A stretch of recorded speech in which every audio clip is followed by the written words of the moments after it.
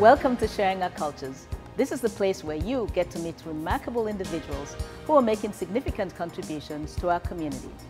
Joining us today is Nabila Kurishi and the Brazilian duo Anna and Eri. Sharing Our Cultures will be right back.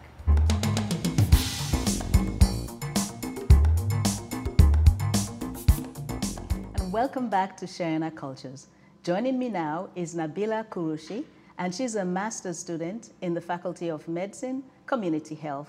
Welcome to Sharing Our Cultures. Thank you so much. Yes, can you tell us a little bit about your research work at university? So I'm in the Faculty of Medicine in the Division of Community Health and Humanities, and my research is with refugee youth that live in St. John's. I'm exploring what their first few years or their early resettlement days are like, and the impact it has on their sense of well-being.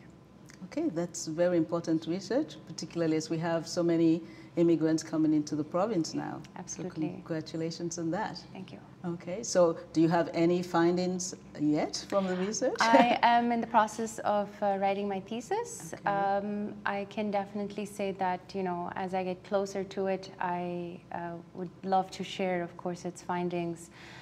But definitely some very interesting observations are being made. I think in particular with refugee youth's sense of really strong resiliency and their, you know, their aspiration to pursue education. It seems in my interaction with not just youth for the research, but also for, in my volunteering work, that sense of resiliency has always been a very strong factor. Okay. So how did you get into volunteering with refugees? So I think this was in 2015. I was informed about the Association for New Canadians, and I was told that, you know, the association would need a helping hand. That year, as we all know, a lot of Syrian refugees were expected to arrive in Canada, with a small number arriving in St. John's.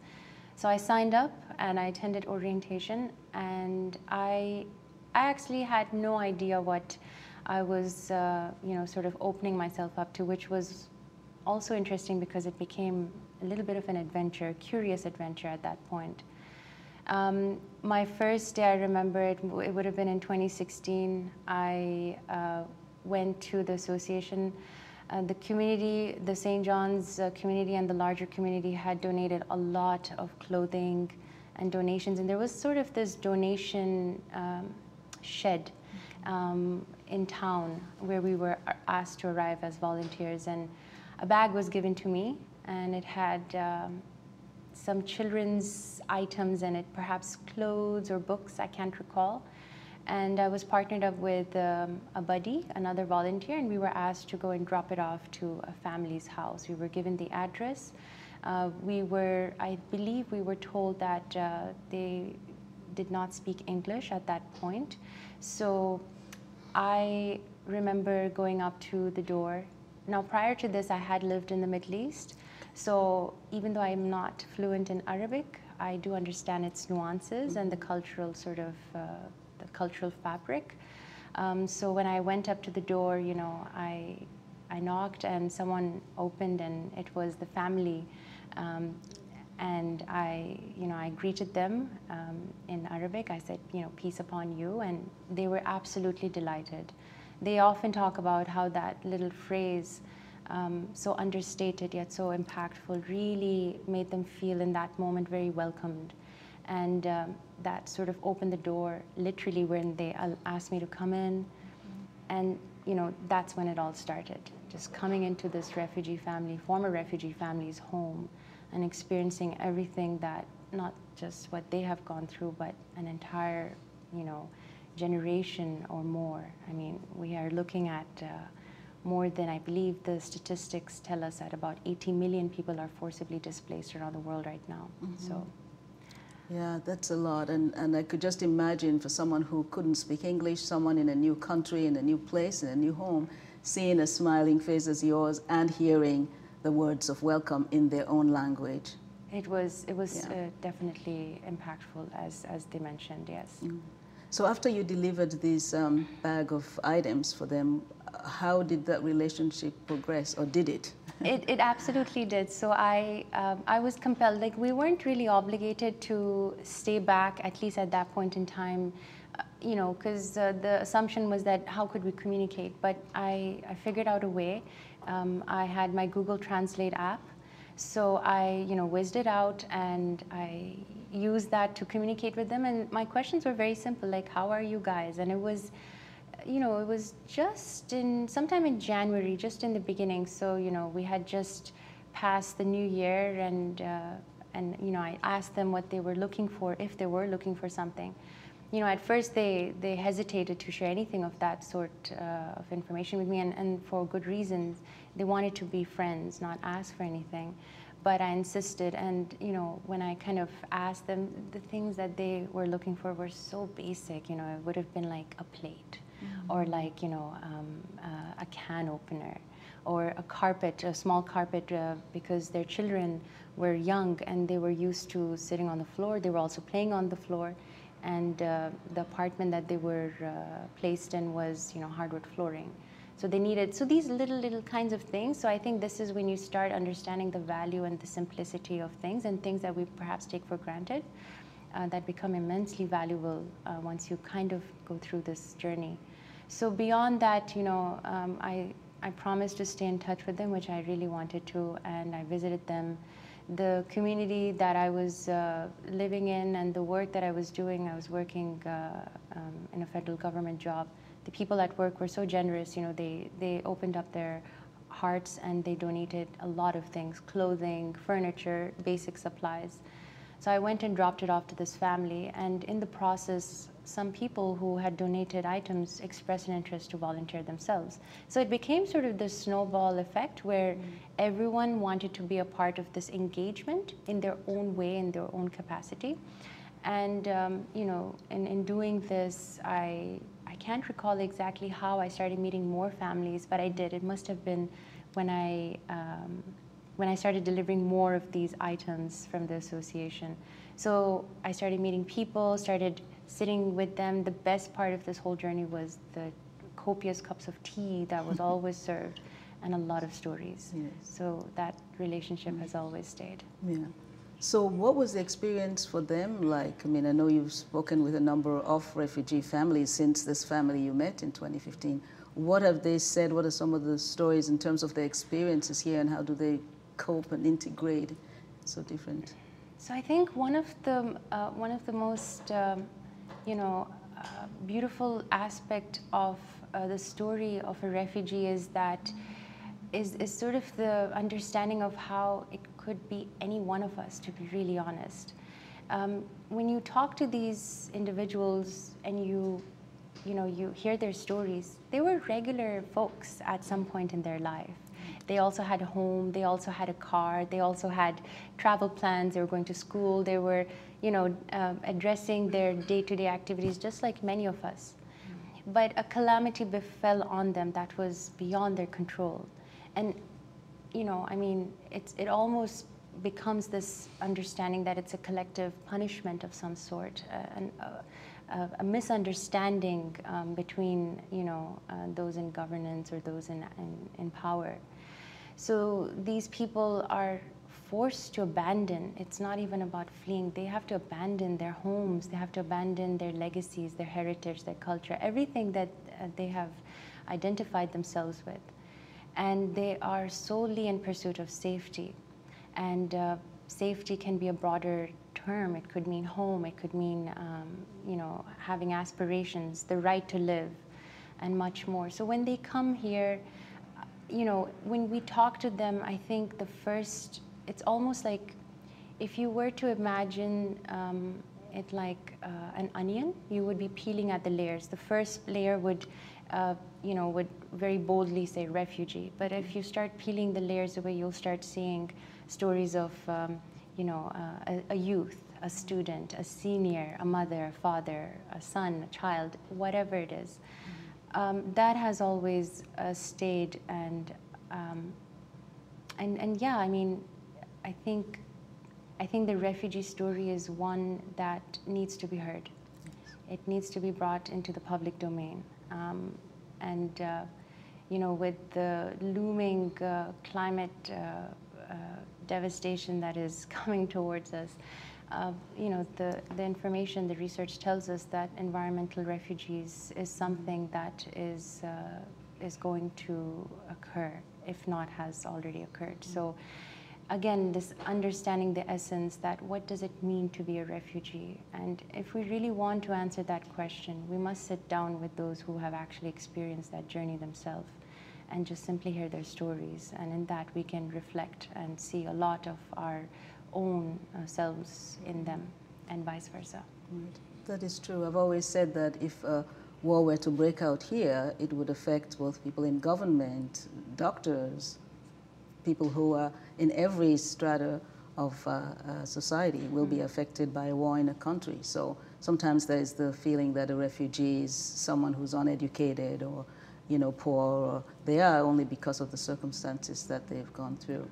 Yeah, it's almost always it's a systemic a system that is you know, giving all these adjectives that we know today in the public discourse when we think of the word refugee. That's right, yes. And congratulations, you received the YWCA Women of Distinction Award in 2019 for your work in volunteering. Thank you.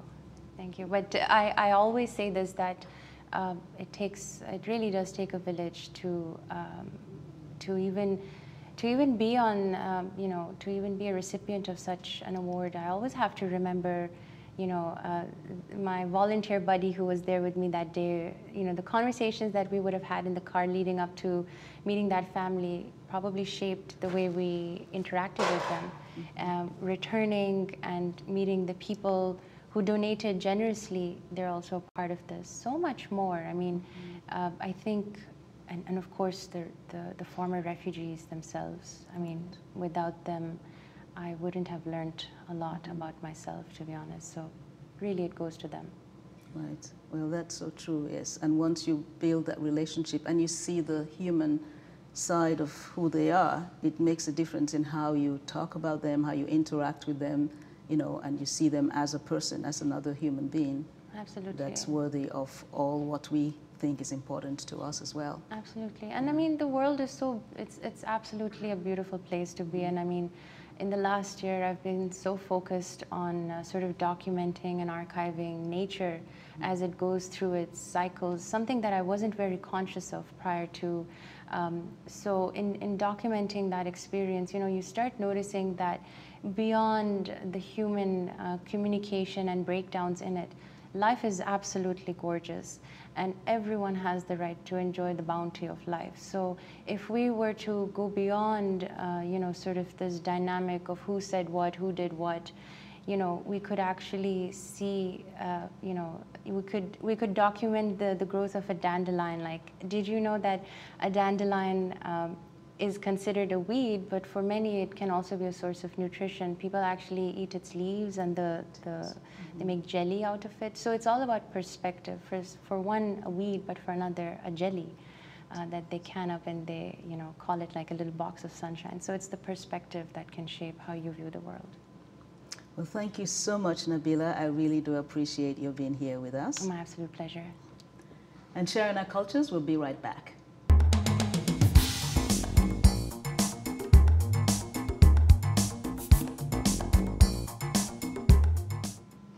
Welcome back to Sharing Our Cultures.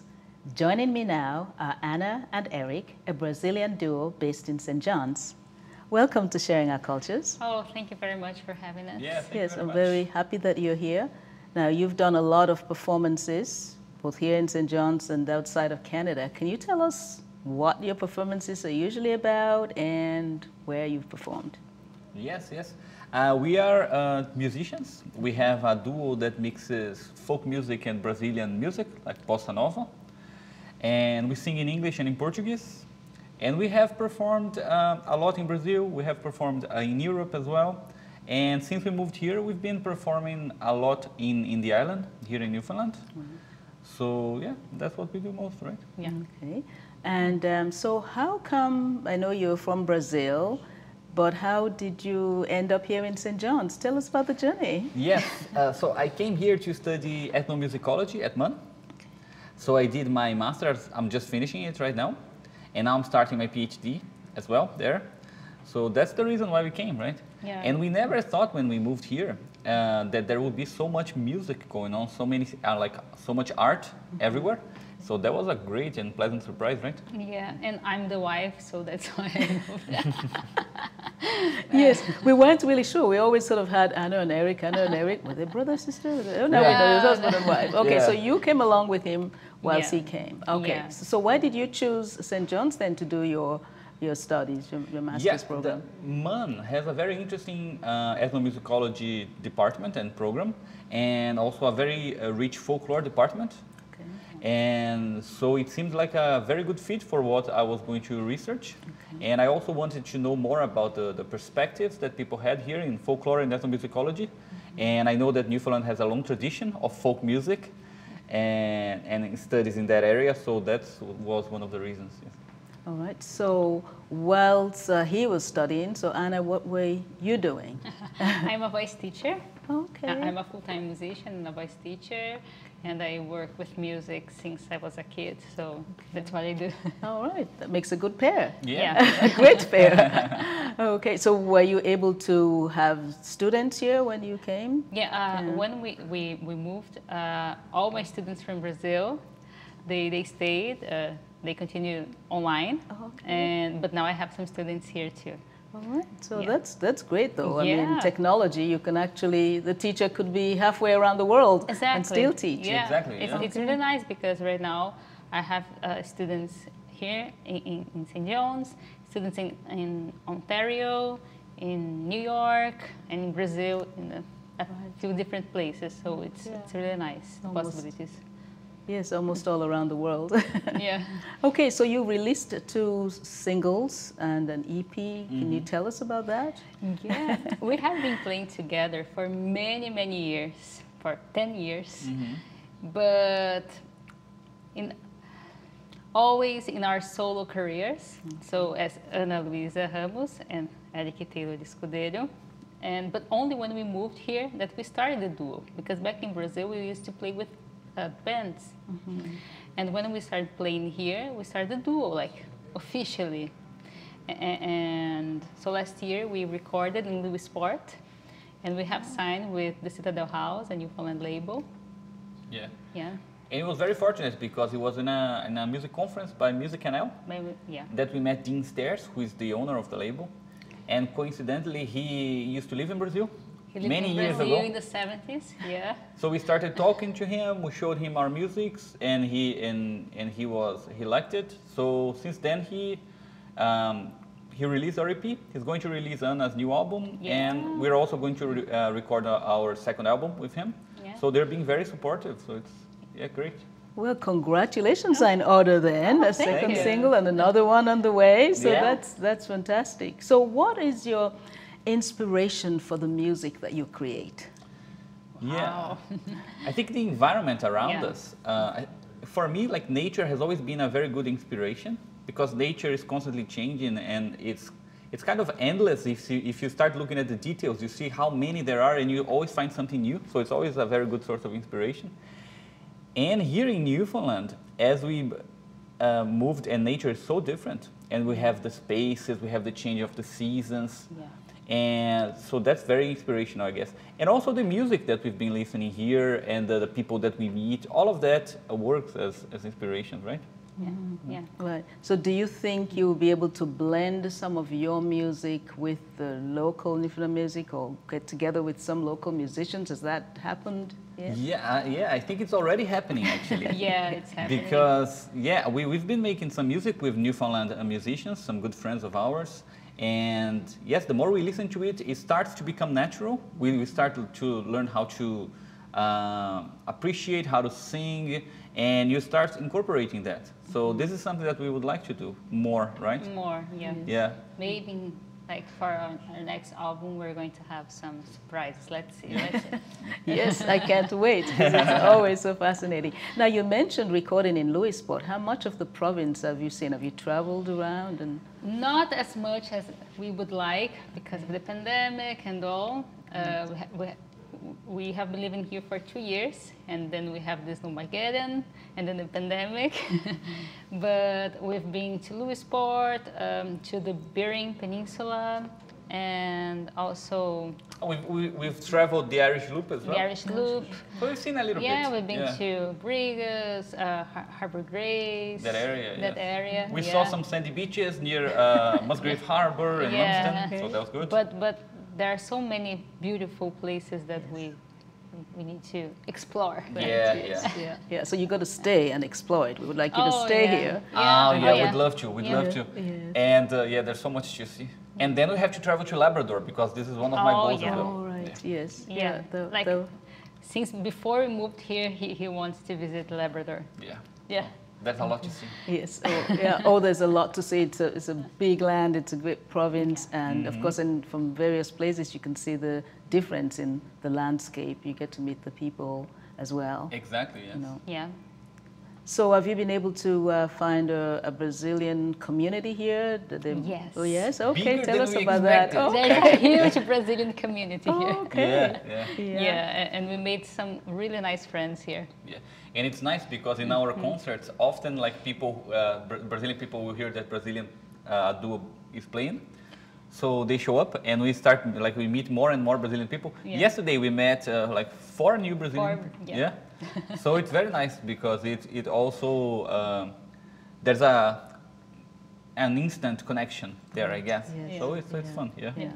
And it's great that you're here because the Brazilians who are here may not walk down the street and hear people speaking Portuguese, but you're here and it makes them sort of feel it's a place they belong as well because they go to a concert and they hear a song in their own language. Yeah. Exactly. You know, that's really a great thing, a value to have you here and to be able to make those kinds of connections with people. We heard that yesterday, actually. One of the girls that we met, she said, "Oh, I felt so good to hear some Portuguese," because I think that people move here, and like because we're musicians, we tend to know more people because of the Yeah. events that we play in. But a lot of people, they come here and they have like a smaller social group. So I think some people, they feel a little bit isolated, I guess. So that's those events can be And good. even because of the pandemic, right? Yes, So exactly. it's harder to meet new people. Yeah.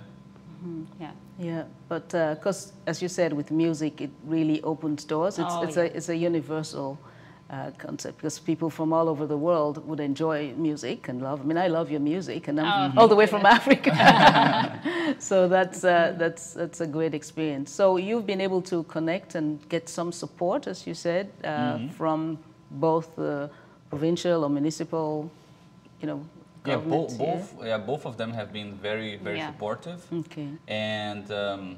And I think that's very important because when you arrive here, you don't know many people, you don't know how things work. And everything is different. Everything is different. yes. Everything. Like the way that you open the door is different. Yes. You know, like basic things. Yes. We've yes. never used the thermostat, you know? Yes, we had to learn how to do that. So the simplest things can be complicated. So I think that When you go in the supermarket, like all the products, they are different. Yeah. The names are different, so everything is different. And nothing is written in Portuguese. Oh, No, no. Thank you, Anna and Eric, for being with us today. thank you for having us. Thank you. We also thank Nabila. And now we're going to leave you with a song by Anna and Eric.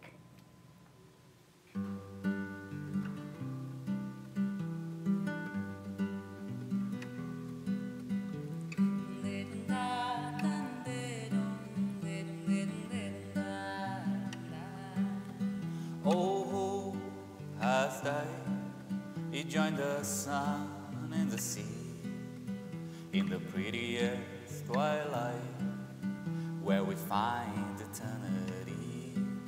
And now the future is back and our best years have passed. Son, I have grown so old, but he's the same. Look at that. There's a smile within me from the old sunny mornings loneliness I love that's disappeared without warning.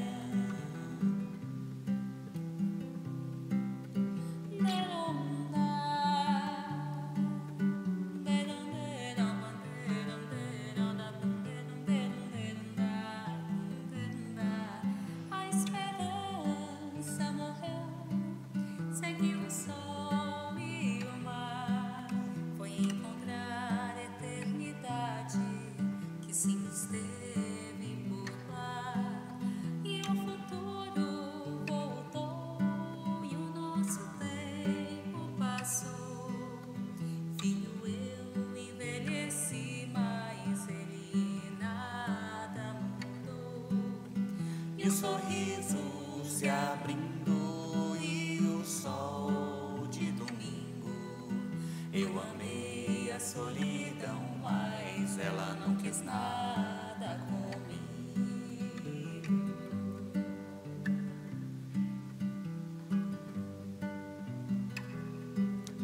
There are so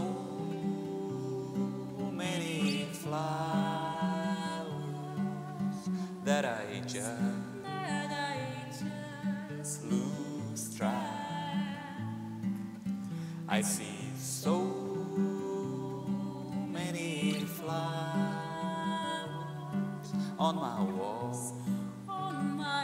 that I just lose track of time, lose track of time, Lose track of time. lose track of time, Lose track of time. lose track of time, Lose track of time. lose track of time. Lose track